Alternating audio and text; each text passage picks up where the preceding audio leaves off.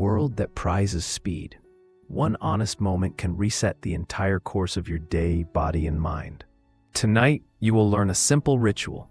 Pause, breathe, note one feeling, then act with a tiny, intentional step. When fear visits, tell it you are training, not surrendering, and schedule a 5-minute action that moves you forward. I once doubted my pace and paid with stalled mornings until a friend shared a 10-day micro habit that rebuilt confidence.